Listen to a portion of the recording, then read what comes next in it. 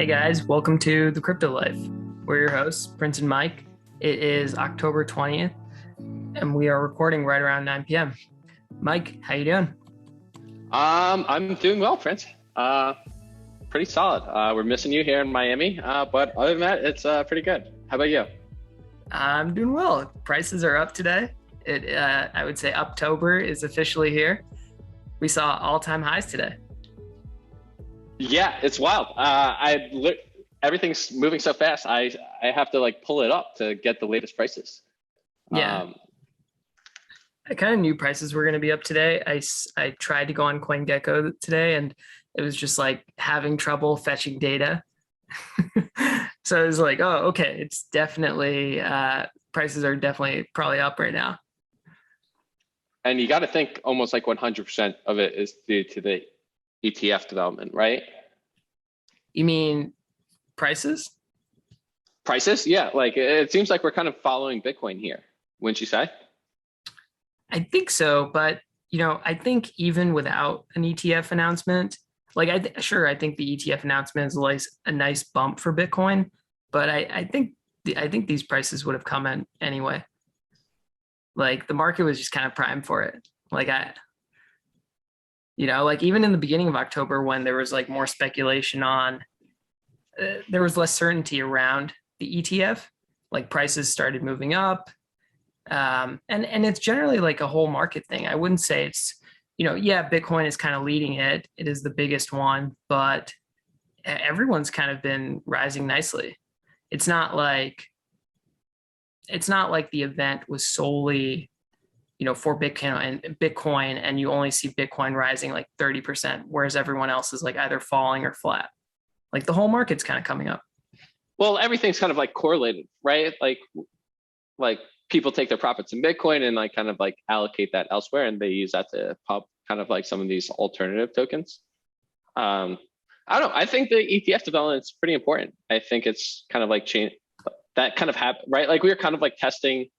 We were just below resistance levels of like new all-time highs, and then kind of Gary Gensler went and released that news, and all of a sudden that was kind of like, I don't know. I agree, as kind of primed for a pump, but that kind of like might have been like the match to light the fire, so to speak. Yeah, no, it's certainly possible. I hate trying to attribute like events to price movements in the crypto space, just because prices are all over the place. And I know the news media tries to do this all the time with like stocks, like, Dow Jones moved up 1% today because Joe Biden said a thing, but really, the market's probably just moved up 1% because more people are buying than selling. Right. I totally agree there. Yeah. Yeah. And I think, with crypto, like there's a lot going on other than, the ETF. And I think a lot of people would just like, I think the ones who, kind of capitulated during the bear market, the mini bear market that we had. And, but there's now been a lot of people still buying in the bear and buying today. So I don't know. But you're absolutely right. Like the ETF development is huge. This Bido thing, apparently it's like the most successful ETF launch ever. And in 2 days, they're going to have over $1 billion in assets under management.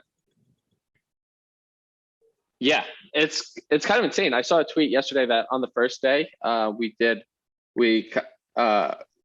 ETF kind of created demand for like 8,500 Bitcoins, right? And just the first day of kind of trading. And then I think it did similar volume levels today. And like, that's not because it's kind of futures underlying the ETF. It's not like one for one, but people have to kind of go and acquire the spot to kind of back those futures too, right? So it is kind of like sucking up the float that's totally available. Yeah. So, but yeah, I totally agree on like, especially in May, you saw that a lot in May when people were trying to explain the May crash, and people are saying like, oh my God, Elon Musk kind of said he's not buying any more Bitcoin or whatever. And then that's why we crashed. And then there's also like concerns about just like too much leverage. And there's like kind of that needed to unwind, right? And like, there's all these different reasons. But honestly, it could have been like we were just way overbought at the time, and there's too much leverage, and it went down. But like, yeah, the Wall Street Journal or Bloomberg tries to explain these things with like these nice little neat narratives tied with a bow, and you can't really do that in crypto. No, exactly. And that's just my point. I mean, sure, I think the ETF development is big and it's important for the industry as it matures. But yeah, like, everyone was kind of thinking, October and through the rest of the year, especially if you believe in like the whole cycles, that this market with like assets were going to appreciate in the crypto space. Yeah, Like, I do think that ETF is important though, right? Just because it kind of gives access to, I know we don't have a problem like getting access to crypto, and most individuals, this is kind of like the rare scenario where individuals can actually front run the institutions, right? Because you could just go create a Coinbase account and buy as much Bitcoin or ETH as you want. And you have immediate access to this underlying collateral, like the spot. Whereas like institutions, right, they have kind of like all these bylaws, and then they have all these stakeholders too, and everything has to be super clean and tight in terms of like regulatory compliant and compliance stuff. And this kind of it just legitimizes Bitcoin as an asset class, right? Like it's the SEC saying, hey, this isn't at risk of price manipulation. We feel comfortable kind of like approving this as a product for people to buy, right? So, and then it also just makes it easier for like, let's say like wealth advisors, right? Like who don't have the underlying rails to, right? Like they're managing their clients' money and they can't like go acquire like actual tokens in this, in their clients' accounts, right? So it kind of gives them a way that they're used to just buying like an ETF, right? The SPX, right? Or SPY ETF. And then this kind of gives them an on-ramp to do it. So I think it does onboard like a bunch of people a bunch of like real money that like couldn't otherwise access the space. yeah, I mean, compared to the only other product that was available before that gave you exposure to Bitcoin, I mean, you have GBTC, which has like a 2% management fee, whereas this ETF has a little bit less than 1%, which is like a huge savings in and of itself for a lot of people. And then you have like MicroStrategy, which is kind of a very different. It's not really Bitcoin at all, but it's a really an operating company that has a lot of Bitcoin exposure, and it's interesting that it's taken so long for the government to approve something that, like you said, individuals have been able to access so easily, for the most part, at least in the United States. Yeah, it's taking a shockingly long time, especially because there's like some crazy ETFs out there. There's like 3 times like levered ETFs that give you exposure to the VIX or whatever, and like or oil, and have led to massive blowups, right? And like you can't make a case that there's no case to be made that you need 3x leverage as like a traditional investor, right? Why do those ETFs even exist, right? Whereas like Bitcoin's kind of like a real case, but it's kind of like a new asset. They've never seen it before, so they have to do like decades worth of like adjustments from the regulatory side of things in a couple of years to kind of like get ahead of things. So it's kind of unprecedented times. Yeah, for sure. And it seems like ETH and the rest of the market have definitely benefited from this. Like ETH right now is sitting at $4,200. Bitcoin $65,400. ETH is like only about $100 off of its all-time high, about $100 or $200. And I mean, it's kind of crazy. Like I think a lot of people in the traditional space will say, when markets are kind of falling, crypto is dead. You hear that narrative like all the time, but then it just keeps coming back and we keep seeing new all-time highs again and again. It has to, like, especially when there's all-time highs again, probably brings out more people into the space than any other time, just because there's so much buzz and news media around it. Like it's exciting. It's exciting for the people who've held on. And then it's also kind of this big in your face moment for everyone who doesn't have any crypto. It's like, oh, crypto, everyone keeps telling me crypto is dying, but it keeps going back to all-time highs and I'm missing it and I need to get exposure here.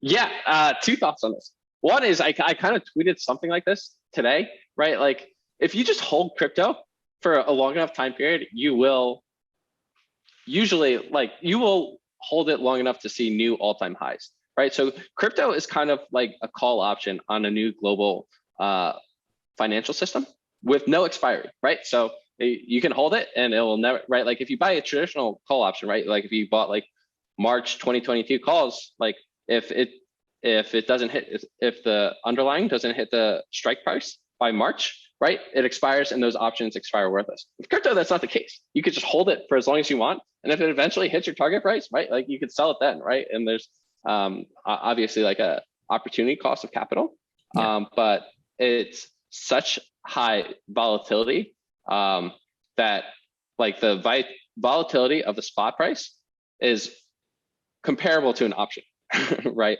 So you're basically getting option style volatility with no expiry. So it's pretty compelling from that case. And people are kind of just learning, right? Like if you look at it, right, like so many people are just waiting for a dip or whatever. And people can like realize you can just buy, like there's no better time to buy, like time in the market beats timing the market, right? I really believe that. And just buy and hold, and like you will, like crypto, I like to think of trends as like the spread of an idea, right? So think of like how many people are super bullish on crypto. It's not a lot in the grand scheme of the world, right? And as that idea spreads from people to from person to person throughout and proliferates throughout the world, you'll see the price kind of follow in lockstep with like, you could use a rough proxy of like how many people are bullish on crypto, right? And like it's very small percentage wise. And as that number grows, so will the price. Yeah, no, that's a great way of putting it. Another thing you can think about is the industry and asset class is still so nascent that, you know, right now, if you're taking a bet on it, it's not so risky as if you're taking it 10, 20 years from now when it could be a 30 or $50 trillion asset class and much more mature. You know, like some people have said, this is a new paradigm, and you don't really get to see the birth of a new asset class formed generally like in most people's lifetimes, you know? And here we are kind of on the precipice of this new global financial asset class that's never been seen before. Yeah, so absolutely. Like, sorry, I forgot what I was gonna say. Do you look at the BTC and ETH ratio? Yes, I do. And that's part of the reason I thought that the ETF might have been like the catalyst here, right? It's just because Bitcoin has been outperforming ETH quite a bit over like the past like month or two. If you look at the price, at the ratio. So right now the ratio is 0.064.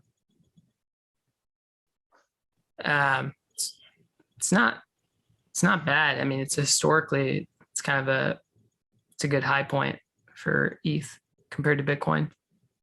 Yeah, I mean, it was at like 0.03 in just March, right? So ETH is definitely making ground. And I think as like the ultrasound money meme kind of propagates and the organic demand you're seeing from NFTs and DeFi and DAOs and all these other use cases, things you can build on top of it, I think that trend will continue.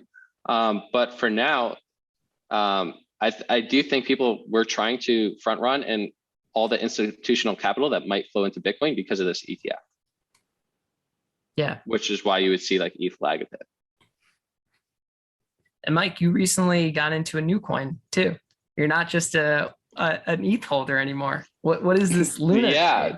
No, so I own 3 assets right now. I own ETH, I just bought some Luna, and I own bonsai tree NFTs. That's all I own. That's my bag. Bonsai man. So we got to talk about these bonsai trees later too. Yeah. So Luna is extremely interesting. So Luna is the token of the Terra blockchain. And I was normally skeptical. I at first skeptical of it because I'm just kind of skeptical of all L1s that are trying to compete with Ethereum, just because I think they'll ultimately end up competing against ETH L2s and will lose out to ZK rollups longer term.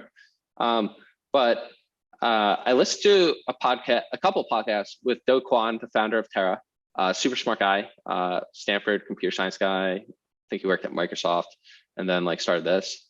And then I've also had some really smart people I know pitching me, not pitching me, but like talking about it. Like, what are you most bullish on? And a lot of like, a couple of really smart people have said Luna.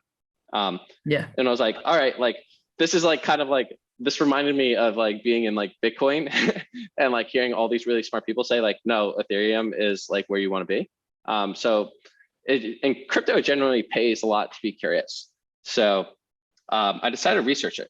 So I looked into it, and so what Luna is trying to be is it's trying to be an algorithmic stablecoin. So if you look at like the stablecoin market, you could kind of divide it up into three categories. You have the first category is fiat backed, right? So like a USDC or Tether, right? So what happens there is some institution in the real world will have a bank account with US dollars in it, and then they'll issue these tokens that are backed 1-for-1 and redeemable 1-for-1 with the token that they issue, right? So if you take one USDC, you can redeem that for dollars and get the US dollars transferred to your bank account. So that's like a fiat-backed stablecoin.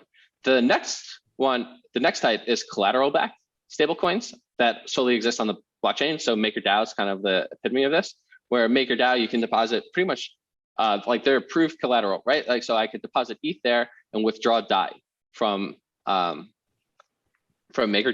and DAI is backed 1-for-1. And the way that's backed is because there's a certain loan to value ratio. So like if I deposit $140 worth of ETH or $150 worth of ETH, and you can borrow up to $100 worth of DAI. Exactly. Borrow $100 worth of DAI, and then if the price of ETH drops relative to the dollar, it will kind of liquidate that and to kind of make sure that the protocol doesn't take any losses, right? So that's an asset-backed stablecoin. And then the next type is an algorithmic-backed stablecoin. So we've had like a couple of attempts at this. A lot. So one was, yeah, a lot, right? So like Titan was probably like the most notorious, right? Because Mark Cuban was in it and just went to zero. And so Terra is trying to do this. And the way Terra works is they have the Luna token, and to mint more UST, which is their stablecoin, you burn $1 worth of Luna and withdraw $1 of UST, right? And then if you want to convert that back to Luna, you burn the $1 of UST and convert and get $1 back of Luna. And then that's how it works. So I was wondering, like, why does an algorithmic stablecoin make sense? Like, why do we even need that, right? Like, USDC seems pretty good to me. So listening to Do Kwon like explain it, he was saying like he expects regulators to cut.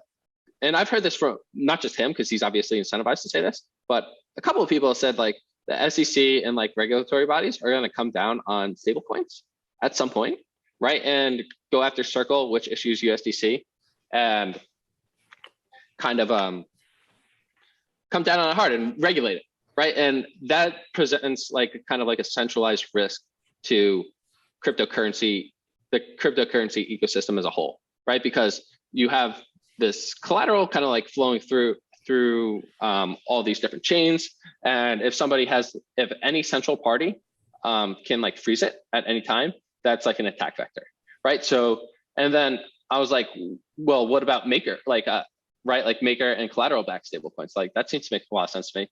And he was saying that apparently Maker, and I don't know if I'm going to get this number right, but apparently up to like 50% of the collateral is USDC. That's right. Yeah. Maker. Right. So again, you have like the centralized risk of like a government can come and like shut down USDC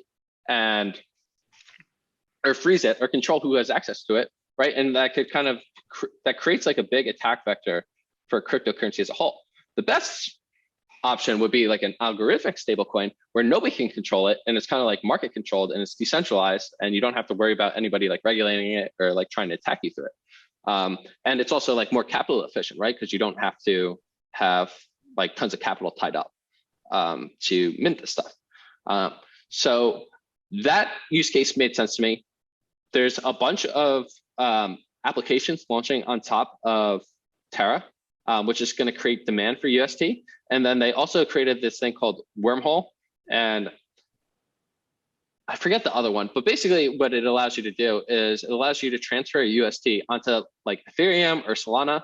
And so Do Kwon isn't tied to being like a layer one. He just wants US to solve this stablecoin use case. So you could transfer UST to all the decentralized apps built on top of Terra, and then also to like Solana and Ethereum and all these other like, and then any like Cosmos compatible chain. So that's going to create demand for UST, especially if there's going to be a regulatory crackdown. So the way I'm looking at this is like, there's been a lot of attempts at stablecoins, algorithmic stablecoins that have failed, right? So odds are this probably fails, but I think the upside is so high. Just because if you look at it, there's about like $3 billion of USD in circulation. And then if you look at the entire stablecoin market as a whole, I think it's like 125 billion or something crazy like that. And it's growing really fast because there's just a ton of demand for stablecoins in dollars. So I'm looking at that as a TAM, and it's only $3 billion now. And the way that it works is extremely exciting because from like a pure price perspective, because the only way you can mint more UST is by burning Luna, right? And like if Luna's in one, right? So you have the total Luna in circulation, and then some percentage of that is like the float. And I haven't like done any research into like how many coins are like kind of like mobile and in circulation. But like, let's call it like, I think for Ethereum, Raoul Paul said it's like 13%. So like, let's just call it 20% of the float or whatever. And it's an $18 billion market cap last time I looked. Right. So if you want to mint $125 billion of UST stablecoins, you're going to have to burn $125 billion or $122 billion of UST. Right. So the only way to burn that amount is for like the price to go up pretty much exponentially, like so that the price is high enough to command $125 billion worth of UST. Does one Luna equal one UST or no? Okay, it's $1 worth of Luna, right? So if Luna is at what $40 like right $40 right now, right? You only need like 0.025 or whatever it is. Got it. And then who mints or issues more Luna? I don't know. Okay. I have to do more research on it. It was kind of like a small bet. Like I just kind of like looked at that general thesis, and I think, and I know that it's like a legit project, and that the upside was like enough for me to kind of get into it. So, but I have to do more research on it. Yeah. Have you heard of the stablecoin RAI? RAI? I have not. It is kind of like DAI, except for the fact that it only uses one collateral, which is ETH. It's made by Amin and Reflexer Labs. And they've had it out for, I don't know, I want to say like 5 to 6 months now. And they have a lot of ETH locked up and a lot of RAI in circulation. But the thing is, the interesting thing about RAI is that, and this is why I think it's actually not used as much as other stable coins, is that it is not pegged to the dollar. It is pegged to its own kind of free-floating, stable, mark that the governance committee decides on. So right now it's like around $3 or so. So every one RAI is about $3 US, but it's all backed by Ether, which is very interesting too. My concern with algorithmic stablecoins is like none of them have actually succeeded, and all of them have generally failed. So your assumption is like, as long as Luna keeps going up or is, worth more than the entire UST supply, it should be fine. But, if in like a stress test kind of scenario, if everyone's trying to withdraw, I don't know what's the UST or Luna at the same time. I guess UST. If everyone's trying to withdraw UST at the same time, like the price of Luna goes down, or is it the other way around? I think it's the other way around. So if everyone is getting rid of their UST, let's say UST isn't at $1, UST is down. People want to get Luna for it, so they deposit their UST back. They get their Luna back from burning their UST. If they all do that very quickly, the price of Luna would drop, right? Yeah, right. Like if you mint like a ton more Luna, like the price of Luna would drop. Okay. From burning the UST. But that isn't new Luna that you're minting. It's like already staked Luna. I don't know. This is where I'm gonna get in trouble. This is more of like a trade for me. It's a very small percentage of my portfolio. It's like less than 1% of my portfolio. Yeah. So I am just, I thought it was like an interesting, I could see that narrative kind of, this is not like ETH, right? Like I plan on holding ETH basically forever. I plan on dumping Luna at some point, right? Like, like, I don't know, like I have like I'd probably dump it somewhere around like 90 to $100. Okay. All right. Yeah. Unless like my plan is to like read more into it and like try and get comfortable with like kind of like those concerns, like what happens in like a 25%, like a 50% drawdown, right? Like we saw in May, and I think Luna held up pretty well because there's a ton of demand for UST. I think so Do Kwon was kind of like explaining why most other ones fail is because there's not like a ton of demand for the stablecoin. Whereas Terra kind of has this whole application economy built on top of it, right? Which creates like a ton of demand for UST. So you don't have to really worry about like people trying to dump it and in like a crash, because there's like all these other use cases for it. But yeah, I have to read more into it. Yeah. What kind of applications can people build on top of Luna? I think so the other aspect of it too that I really like is that it's all Eastern right now. And I think it's all in like most of their activity comes from South Korea, and it's used for payments in South Korea. So they have the USD and they have like these payment apps. I forget the name of the payment app. There's a really big one on top of it that is used, that's like accepted by like a ton of merchants in South Korea and used to pay for goods. And so that's like a major use case of it. And then they're like kind of like copying like a lot of like DeFi stuff from Ethereum, right? Like there's, I think like Anchors and one, which I'm gonna get over my skis here, like talking about this stuff. No, but like they're copying like a bunch of like Ethereum applications, which kind of creates demand for it. But yeah, it's mostly like Eastern right now, like it's in like Asia. And the idea is that like it's starting to like spread and gain traction in the West. Interesting. Yeah, I'll have to look more into it. I've heard a lot of smart people also say Luna is a great bet, and they have this thing called the Columbus 5. Yeah, which went live. I think that went on live on like September 30th or around then. Oh, so it's live. I think it is live. Yeah. Oh, interesting. Okay. Is that what allows applications to be built on top? Yeah.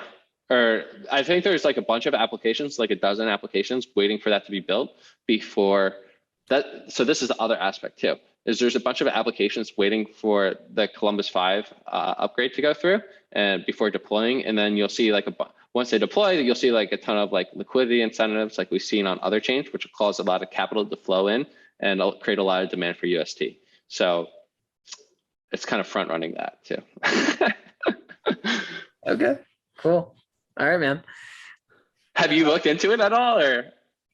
I've just heard about it a lot, and I felt like I kind of missed the boat on it because it's already at $18 billion. It's like number 11 on CoinMarketCap, and it just seems very frothy.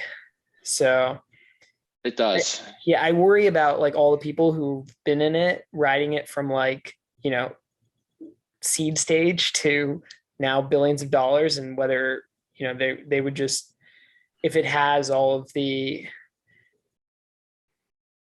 um, investment merits to kind of for people to keep holding it, or if whales are just going to sell it.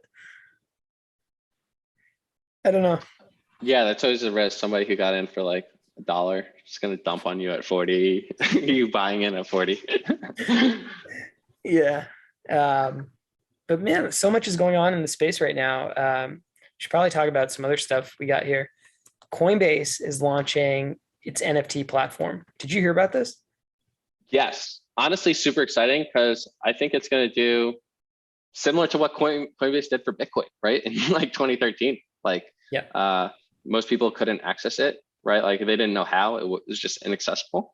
And kind of the same thing's true with NFTs. Like I've had helped so many people like debug like MetaMask and Ledger issues over the past like few weeks. And it's like unusable. Like it's really hard to access some of the good NFTs. So I think Coinbase will do a really great job. And honestly, it makes me bullish, like kind of like small cap NFTs.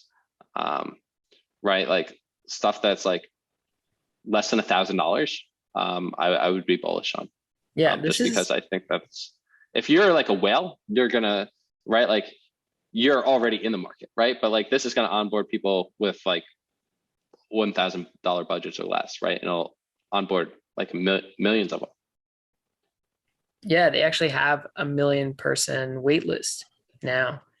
And it'll be really interesting to see kind of how they price each of the assets. When you go on OpenSea, you notice like everything is priced in ETH. Well, if I'm on Coinbase and I want to buy a bonsai tree, am I going to pay in dollars with my credit card?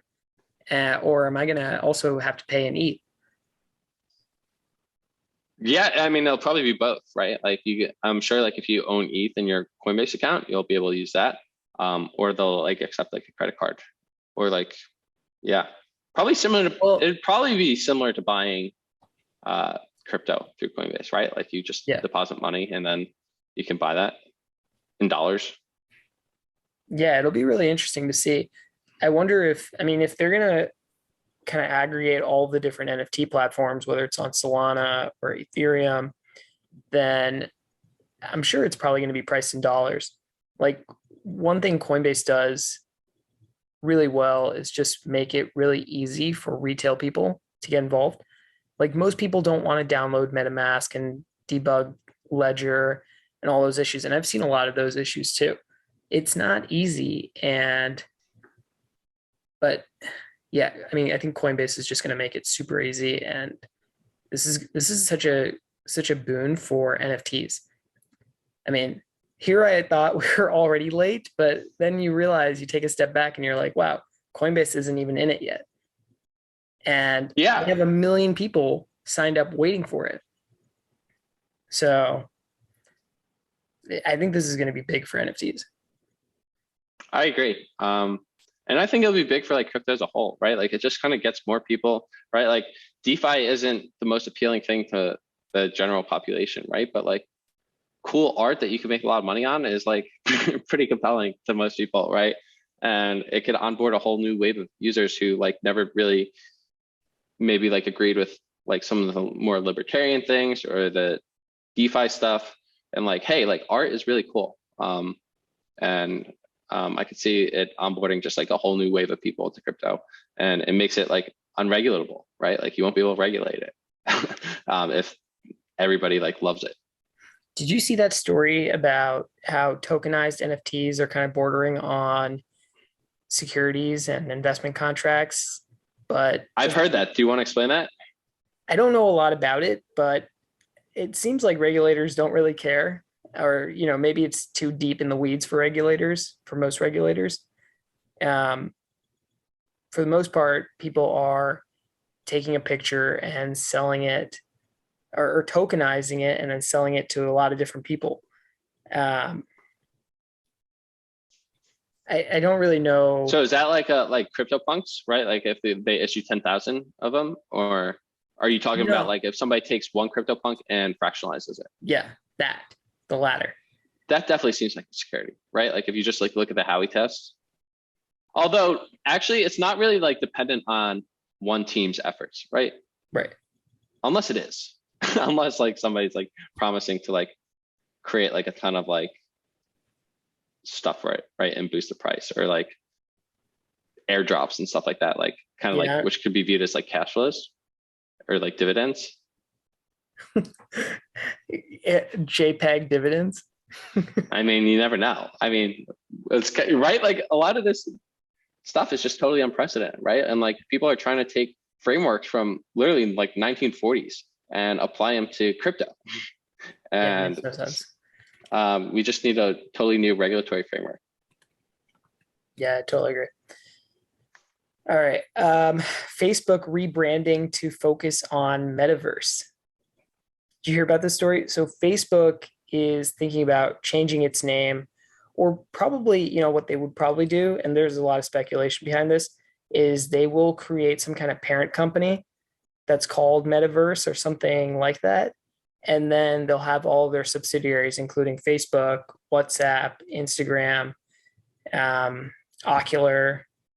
And so, but it's kind of a crazy thing to see a $1 trillion plus company say we're going all in on the metaverse. But I don't think they realize that. I don't think Facebook is going to be leading the metaverse. I think if the metaverse is built, it's probably going to be built on a decentralized platform, kind of like Ethereum. But interested to get your thoughts on this. What do you think? Yeah, I mean, I hope it will be built in like a decentralized way. But right, like most like science fiction, like Snow Crash or like Ready Player One, right? Like usually like in those books, like not to say that they have any predictive value at all. But in them, isn't it? I haven't read Snow Crash, but I've heard that it's like a bunch of like corporations kind of running the metaverse, and it's kind of like this dystopian world, right? So like it's kind of funny. I saw a picture today of Zuck. He was like walking down an aisle, and like all the people. I've seen that picture. Yeah, have oculars on. They have headsets on, and it kind of like looks like something out of the Matrix, right? Like where people are kind of like just zombies and he's like in control. But terrible picture. Like whoever's their PR team, like how the hell do you let that picture get circulated? But yeah, I think it makes sense for them. I mean, like Google did something similar with like the Alphabet parent co. So yeah. And like Facebook isn't like a great brand, right? And like to be honest, like Instagram is probably like rivaling Facebook, right? Like so they have like a bunch of like I think WhatsApp has taken like some hits due to like some users concerned about privacy and like switching to Telegram or Signal. But I think it makes sense from their perspective. I also saw like an interesting tweet. I think it was like from Chris Dixon, where he said, "Notice that the only Web2 company pivoting to Web3 is founder-led." Right? So like the only like major one, right? Like from like because Google's no longer like Larry Page and Sergey Brin, and then like Apple's no longer Steve Jobs, right? And like Zuck is kind of making this hard pivot, and it kind of like speaks to like Zuck probably thinks it's going to be huge, right? And like most people probably think it's going to be huge, but it takes like a lot of internal capital to kind of like risk your current business model and go for something new, right? So like Zuck's in a unique place to do that. Yeah, I just wonder kind of what their end game is. I mean, actually, now that I think about it, they did want to get into crypto in a big way a year or two ago with their stablecoin, originally called Libra and then called DM, and now I think it's called Novi. I wonder. Aren't they doing this on a layer 2 as well? I think they're definitely doing it on Ethereum. I'm not sure if they're doing it on layer 2, but that was in the news recently. And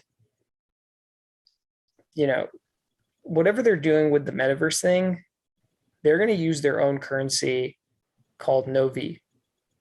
And I think that's going to be really interesting to see. Just like, what is this giant company doing in the metaverse and in this decentralized way? And if they're successful, I mean, just imagine like all the other companies then getting involved. And then it's like really like, it's like you think crypto's reached escape velocity now, but once like a $1 trillion plus company goes all into it and then is successful behind it, it's gonna take all the other giant tech mega firms right with it. And then there's like no turning back at that point. Yeah. It'll be interesting to see like how it all develops. Yeah. I do think you need some like centralized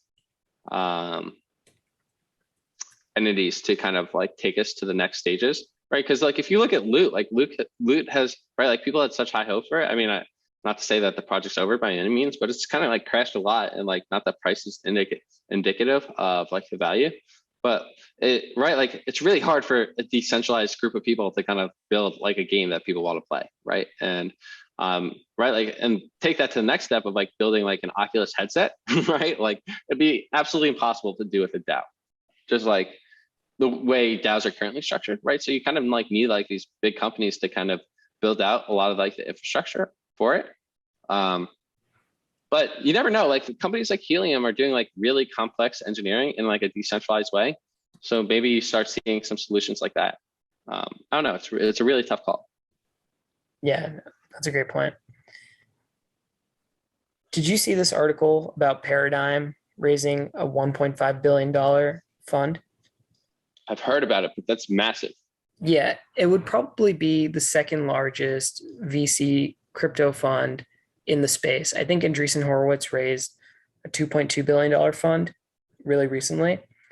But just think about, and CoinDesk had this article.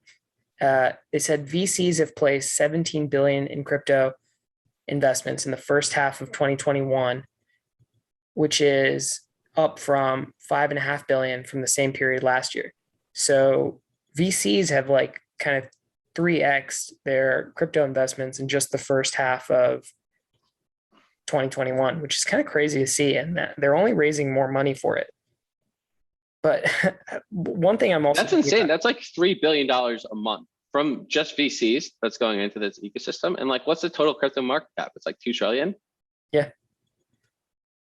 Yeah. So like, yeah, I wonder like, where is all this money going to go? Like crypto has this problem where there's like not enough developers in it, but there's like so much money in it. So, right. You know, I wonder if it just leads to like overvaluation of startups, or maybe they just put it into like already existing projects with tokens that maybe just be undervalued. Yeah. I think it'll be like a mixture of both. And like the optimistic scenario would be like, it attracts like a bunch of new entrepreneurs from like traditional Web2 companies and startups, and brings more talent into the space and hopefully like accelerates development. But yeah, it does feel like an insane amount of capital relative to like what's investable. Yeah. Paradigm, I would say, is probably like the leading crypto native crypto VC firm. They do a lot more than just crypto VC investing. They do a lot of research and security work and helping their projects out on like a number of different ways. I mean, a couple of people there basically like founded Uniswap. I mean, I know it was like Hayden Adams, but the people at Paradigm, without them, I don't know if Uniswap would be what it is today. Yeah, I heard Dan Robinson did a ton of work for Uniswap. Especially with Uniswap V3. But yeah, no, they're super legit. Yeah. And I guess speaking of another institution, PIMCO is getting into crypto. PIMCO, $2 trillion investment firm, they're going to start trading cryptos. Isn't that crazy? Yeah, I don't know what is it just a trading arm that they're launching? So they said that they're going to be trading securities, maybe trading the ETF. They're looking at it from their quant angle. Oh Um, yeah, trend following strategies or yeah, quant oriented strategies, right? And doing more work on the fundamental side. So that does sound pretty bullish, right? Because that'd be capital that would be flowing into crypto right, for price. right. I don't know how big of a trade they take, but um, You're saying they're not going to put all 2 trillion in right into ETH? just imagine. um, But it shows you like the size of like institutional capital. I mean, like that's just one firm, yeah, right? and it's not really about like, it's not just like the firm or anything. It's like it's just more and more institutional adoption and more institutions saying, yes, this crypto thing is real, and and just giving it more legitimacy, I think. I mean, PIMCO is like a big name in the traditional investment space. And, I think it's going to turn a lot of heads, maybe at firms that don't really consider crypto to be much of anything, to take another look at it at the very least. So, Yeah, and this was actually what I kind of like lost my train of thought on earlier. But the fundament, it's funny, right? Like, because people will say like, oh, I want to wait for a dip to buy, or the price is too high for me to buy. But because crypto is such like a reflexive asset, especially the store value ones, the fundamentals have actually improved a ton, right? Because you have like all these on ramps, you have it de-risked from like a career perspective. If you're like a portfolio manager at like a large financial institution, the fact that like Paul Tudor Jones, Bill Miller, PIMCO, all these guys are and institutions are invested in Bitcoin, like or Ethereum, like you're not going to get fired for going into it, because like you probably would be fired like if you went into it like before like it was like socially acceptable and the price crashed. So that career risk has been removed. So like the fundamentals are like improving a lot. And then like all the on ramps, the regulatory clarity, and then also like probably the most important one is like central banks have gone absolutely bonkers after COVID and have like multiplied their balance sheets around the world by like multiples of what it used to be pre-COVID. And it really like people really feel understand why. I feel like before trying to pitch like the store value case, before like kind of like central banks went kind of crazy, people didn't really quite get it, but like now almost everybody gets it, right? Like money printer go Bert is like a meme that's like globally understood by the entire population. It's kind of insane. yeah.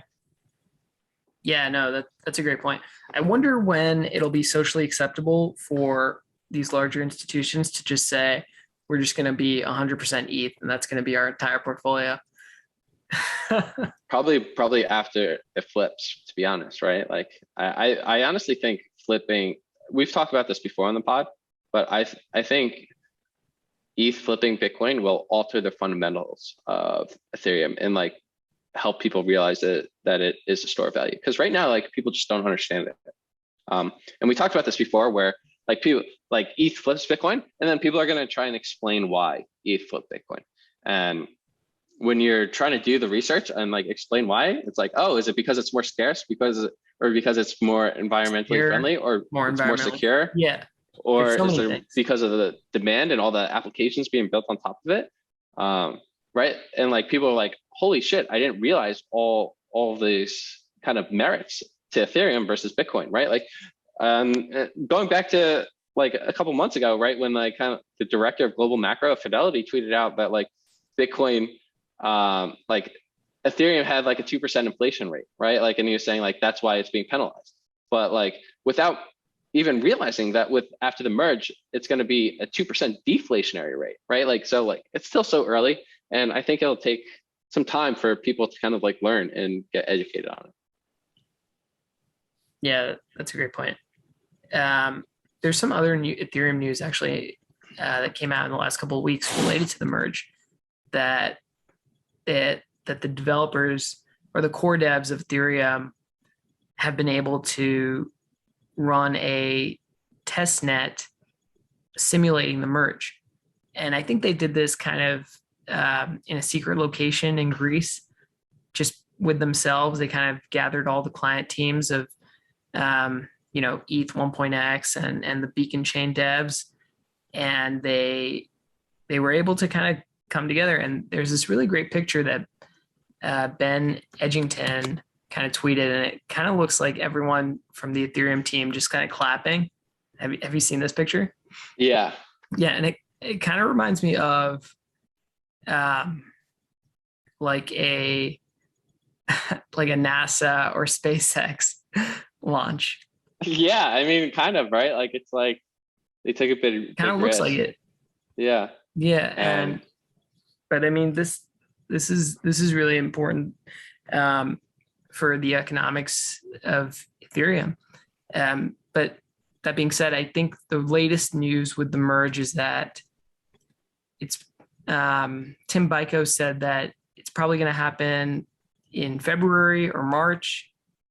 Well, he said February the code would be ready, not that like it would be the merge wouldn't happen on mainnet in February, right? Like, right. Do you know when the actual mainnet are you still anticipating like Q3 probably? Yeah, I'm thinking it's going to be Q3 or Q4. It just depends kind of on how many test nets they want and how long they want each of the test nets to live for.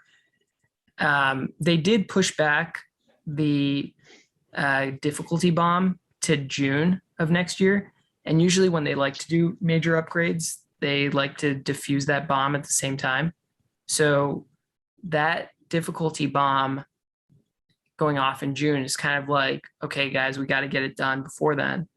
Because if they do, everything kind of moves on to the beacon chain, proof of stake, and whoever wants to kind of keep running the old Ethereum on proof of work, well, they have to deal with the difficulty bomb, which makes it kind of unworkable, which was actually the original use case for the difficulty bomb. Like, I don't know if you know this, but the difficulty bomb was kind of created because if there was ever going to be a split where like people didn't want to go towards proof of stake and some people wanted to stay with proof of work, well, the difficulty bomb was kind of going to ensure that the proof of work chain dies because it just makes block transaction speed like get longer and longer exponentially, where you're waiting like could be like hours for one block to be mined. So everyone kind of migrating to proof of stake means that the other chain actually dies through the difficulty bomb, even if people want to use it. Right. I have to read up more about like the difficulty bomb just because I still really don't I'd like to see like how the inner workings of it work. Like why can't they diffuse it, right? Like, the people who want to keep proof of work? Yeah. I mean, they could, but they wouldn't diffuse it. They would probably just remove it entirely because they're saying, oh, we want proof of work forever. Right. I mean, they could do that, but I think there is some technical challenges around that. Like you have to be technically savvy to know how to kind of diffuse the difficulty bomb. Why couldn't like a pool of miners like hire like engineers to like diffuse a difficulty bomb and push like an upgrade is what I don't understand. I have to read into it more. No, they absolutely could. They totally could. But it's just like, I think if they do the merge right before the difficulty bomb kind of goes into effect, then it's really hard to like organize that, I guess. And maybe the proof of work chain is just down for like a week or 2 weeks or a month until, the engineers there have like diffused it and like the people who want to stay on proof of work can continue with it. I'm like totally speculating, but that would be my thinking. Gotcha. Yeah, but Ethereum merge, pretty exciting. All right. You want to talk about these bonsais that you keep buying? I honestly just like the way they look. I heard about them on Kevin Rose's podcast called Proof, which is honestly a great podcast if you're looking to learn about NFTs and like the new drops and new projects coming to market. So you mentioned there, it was like a pretty interesting project. Sound like a pretty legitimate team. They have like some long-term plans for the project, which I mean, every project says they have like long-term plans for it. But I looked it up and like, they were like relatively cheap, like not cheap, but like compared to most NFTs out there, any like legitimate project out there is trading at like a couple ETH, and I don't want to give up like that much ETH for like an NFT before the merge. But these I actually really like. I like the look of them. They're pretty cool. If you see an Untitled, which is like basically a 3D rendering of where you could display your art, and they look really cool there. And I kind of like love, so I mostly just like the way they look. And I also like love the fact that they're kind of new. It's like a new category, right? Like I haven't seen tree NFTs, 3D trees before. I mean, most of the NFT market right now is kind of knockoff profile picture, some derivative, right? Like of like a monkey or some type of animal profile picture, right? And I feel like those are kind of all just copying punks and not really innovating at all. And I thought bonsais were pretty interesting. Like they're trees, like you could put them in the metaverse, right? Like in like your like Decentraland, right? Like I heard on like the podcast they were saying like they're talking about like a mall in Decentraland wanting some bonsai trees, like right? Like you have trees in a mall, right? Like so if people are walking through, it kind of like looks nice, and they're kind of like the first of its kind. So I thought it was like pretty interesting. And then they have like cool pets, like you have praying mantises and birds and stuff like that. I just like it. It's kind of funny because like a lot of people are in it. Like it like almost resonates with anybody who sees it. Like people are like, wow, that's really cool. I want one. Yeah, when I was a kid, I really liked bonsai trees.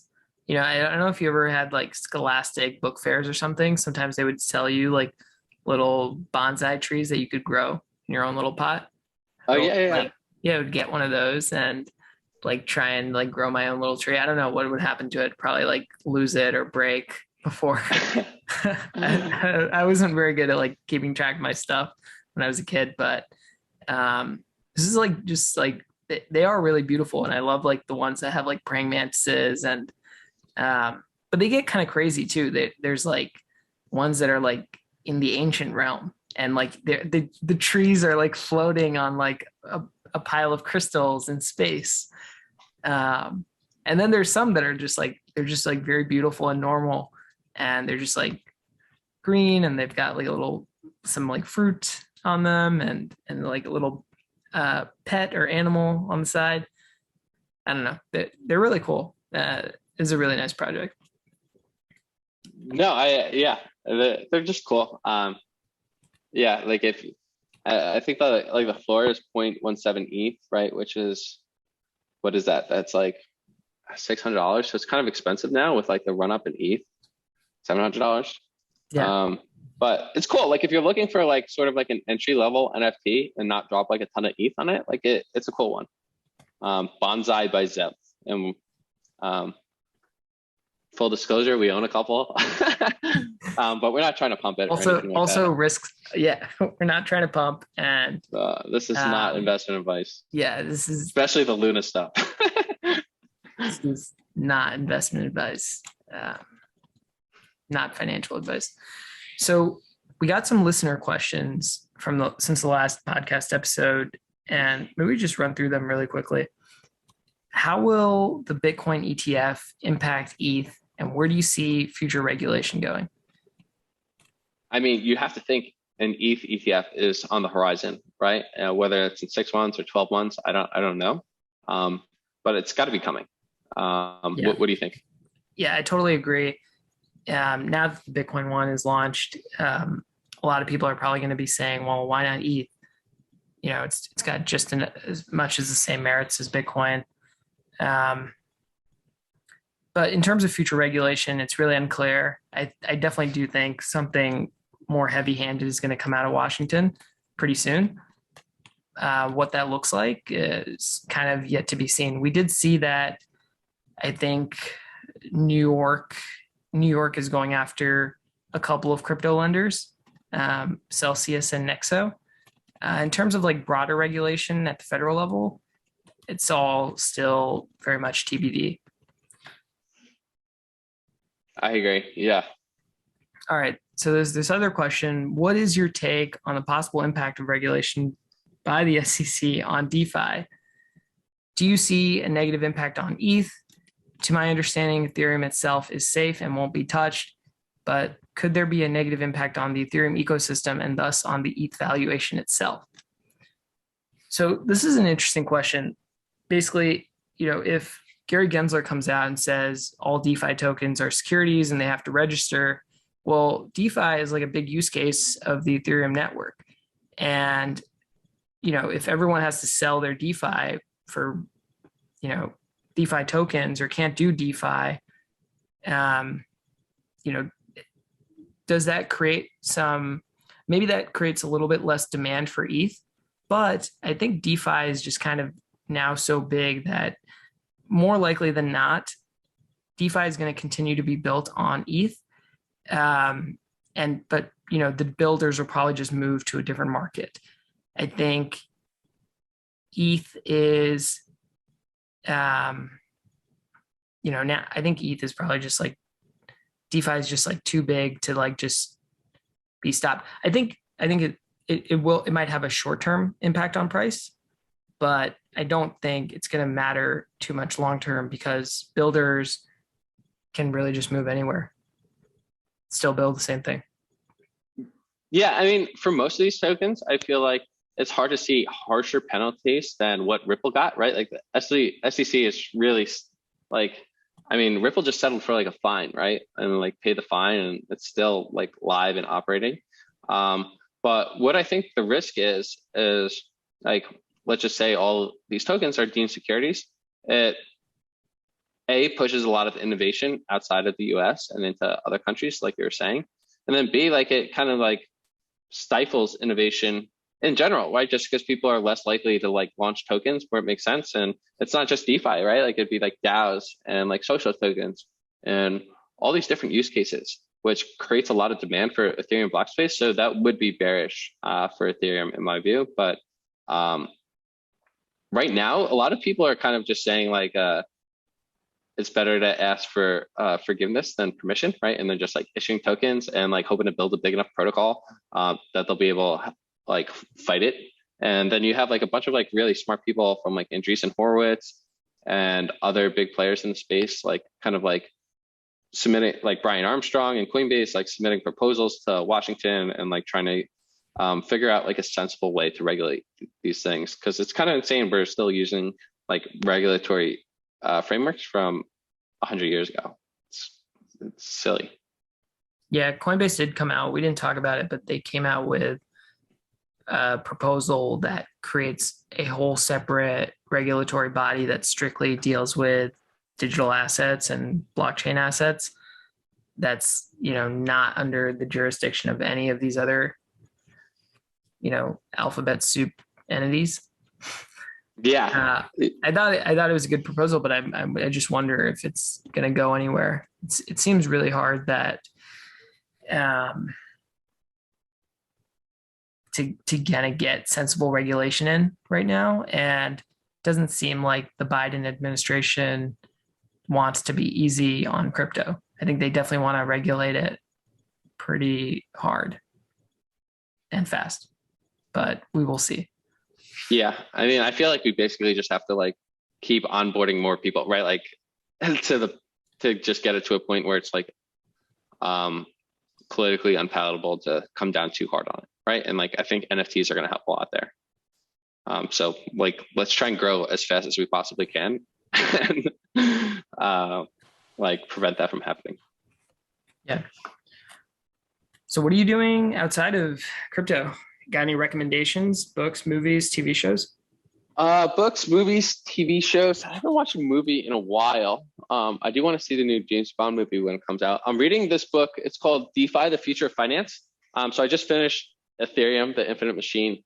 And that was a great book. Now I'm starting DeFi, The Future of Finance was written by like a Duke professor. And I think two analysts, maybe one is at Dragonfly Capital. I'm not sure.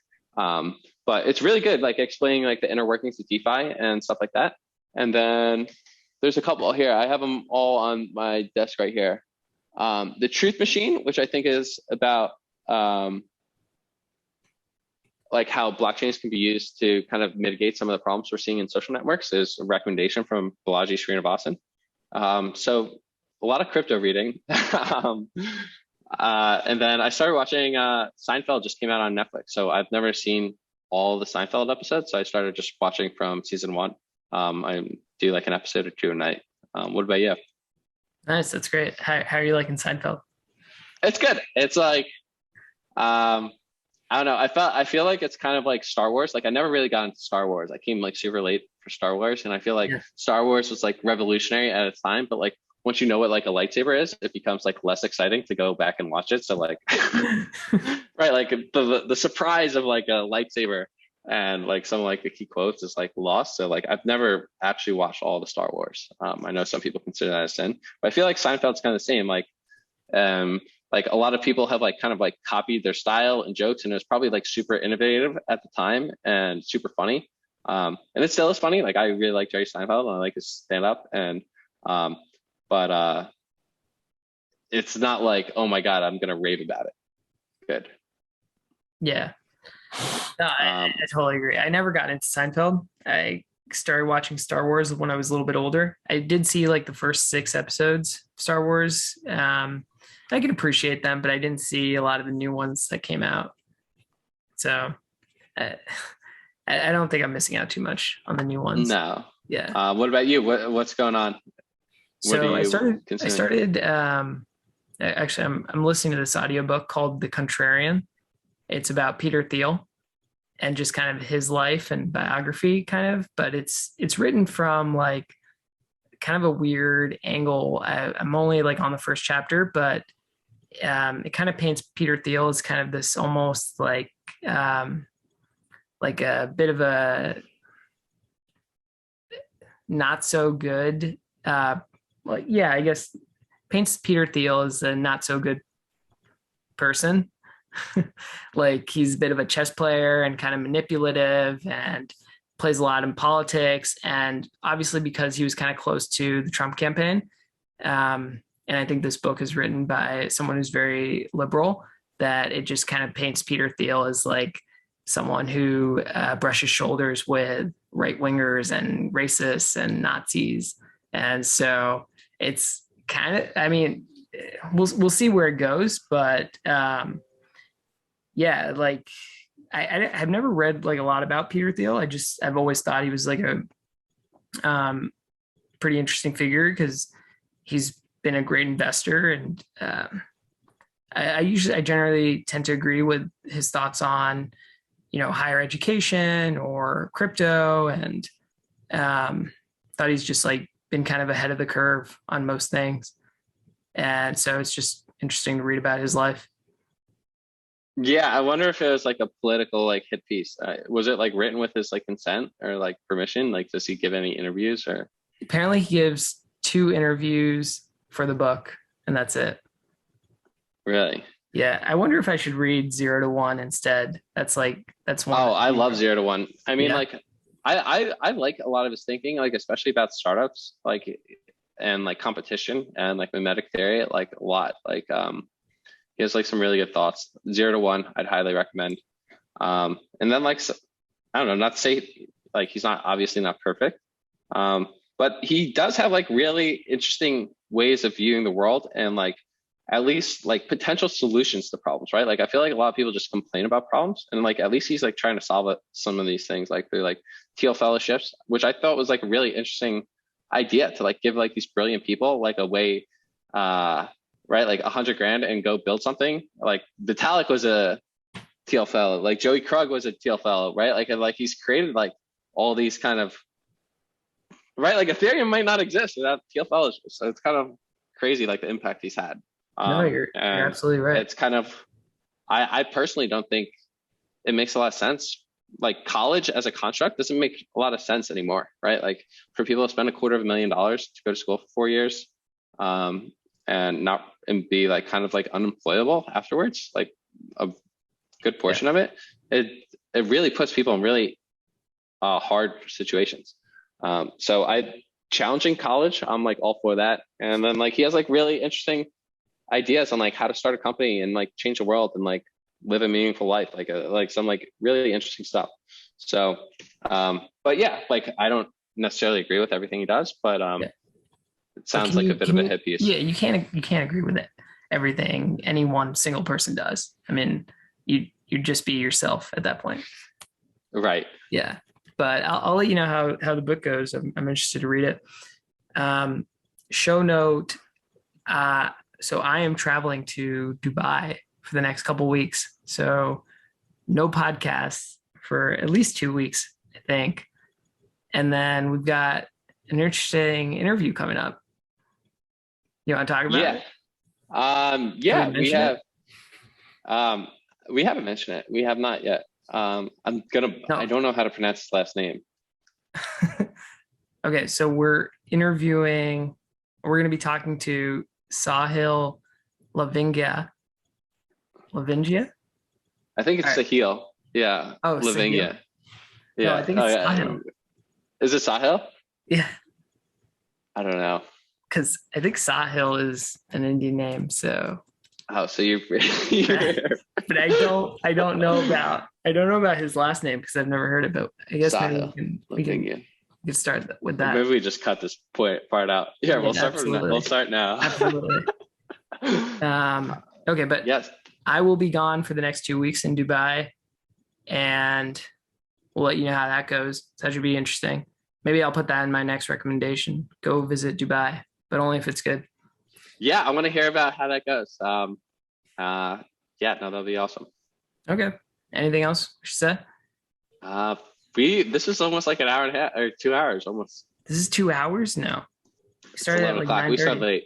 Oh yeah, so it's an hour and a half. But this has been good, man. So yeah, this is great. We covered a lot. Yeah, this is a good one. All right. We'll talk soon. All right. Talk to you soon. Bye. Bye.